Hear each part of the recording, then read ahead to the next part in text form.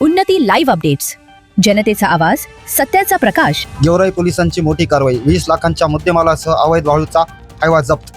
बीड जिल्ह्याचे पोलीस अधीक्षक नवनीत कावत यांच्या आदेशानुसार अवैध धंद्याविरुद्ध सुरू असलेल्या मोहिमेत गेवराई पोलिसांनी मोठी कामगिरी केली आहे. रविवार दिनांक 3 मे पहाटेच्या सुमारास गेवराई बायपास रोडवर अवैध वाळू वाहतूक करणारा हायवा पकडून 20,30,000 रुपयांचा मुद्देमाल जप्त करण्यात आला आहे.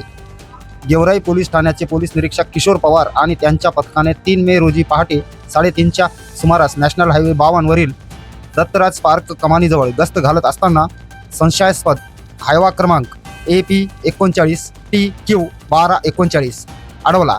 तपासणी केली असता त्यात 6 ब्रास अवैध वाळू मिळून आली. पोलिसांनी वाळू आणि हायवा असा एकूण 20,30,000 रुपयांचा एवज ताब्यात घेतला आहे. या प्रकरणी हायवा चालकास ताब्यात घेण्यात आले आहे. गेवराई पोलीस ठाण्यात गुन्हा रजिस्टर क्रमांक 270/2006 कलम 303(2) नुसार गुन्हा दाखल करण्यात आला असून पुढील तपास सुरू आहे. ही कारवाई पोलीस अधीक्षक नवनीत कावत, अप्पर पोलीस अधीक्षक सचिन पांडकर आणि उपविभागीय पोलीस अधिकारी अनिल कटके यांच्या मार्गदर्शनाखाली पोलीस निरीक्षक किशोर पवार, नितीन शिंदे, कल्याण राठोड, गोरक्ष डोके आणि जितेंद्र ओवाळ यांचा समावेश होता. उन्नती लाईव्ह अपडेट्ससाठी रफिक पठाण.